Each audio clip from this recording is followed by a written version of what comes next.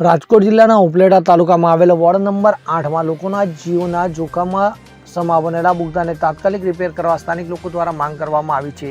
ઉપલેટા તાલુકામાં હાલ તો નગરપાલિકા દ્વારા અનેક જગ્યાએ સફાઈ અભિયાન ચલાવાઈ રહ્યા છે, તો બીજી તરફ અમુક વિસ્તારોમાં સફાઈ અને રસ્તાઓને લઈને લોકો પરેશાની ભોગવી રહ્યા હોય તેવું દેખાઈ રહ્યું છે, જેને લઈને હાલમાં જ આમ આદમી પાર્ટી દ્વારા ઉપલેટા દ્વારા સફાઈ અને રોડ રસ્તાઓને લઈને નગરપાલિકા ઉપર આકરા પ્રહારો કરાયા હતા અને અનેક વિસ્તારોમાં ખૂબ જ જૂનવાણી અને જીવના જોખમમાં બુગદાઓ રિપેર કરવા પણ અનેક લોકોએ રજૂઆત કરી હતી. ત્યારે ફરી એકવાર ઉપલેટા તાલુકાના વોર્ડ નંબર 8 પાસે આવેલા અલવીરા પાર્ક પાસે લોકોના જીવના જોખમમાં બુગદા રિપેર કરવા લોકોએ નગરપાલિકાને રજૂઆત કરી છે. આ બુગદા વર્ષો જૂના છે અને સ્થાનિક લોકોના એકમાત્ર ચાલવાનો રસ્તો છે, ત્યારે આ જોખમી બુગદા પડી જતા સ્થાનિક રહેવાસીઓના હલનચલન માટે ભારે મુશ્કેલીઓ ભોગવવી પડે છે અને ત્યાં નજીકમાં જ રહેણાંક વિસ્તાર રહેવાથી નાના બાળકો પણ રમતા હોવાથી તેમનું પણ વધુ જોખમ અને ભય લાગી રહ્યો હોવાથી સ્થાનિક વાસીઓ દ્વારા નગરપાલિકા સમક્ષ તુરંત આ બુગદો રિપેર કરવાની માંગ કરવામાં આવી રહી છે. ઉપલેટાથી યાકુબભાઈ ગાદરી બોલું છું, ગાદારો ઉપલેટા. અમારો આ બુગદો પડી ગયો છે, એમાં અમારે આ કેમ હાલવું ને આવી રીતે તમે જોઈ શકો છો.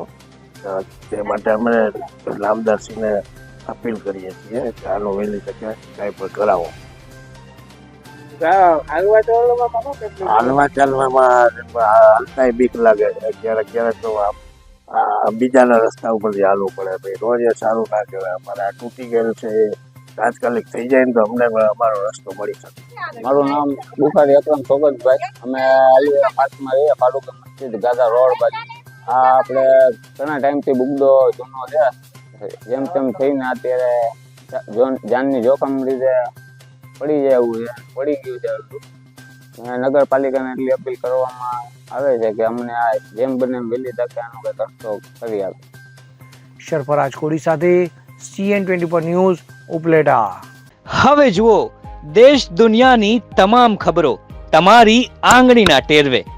ઉઠાવો મોબાઈલ અને Google Play Store પરથી ડાઉનલોડ કરો અમારી CN24 ન્યૂઝ મોબાઈલ એપ.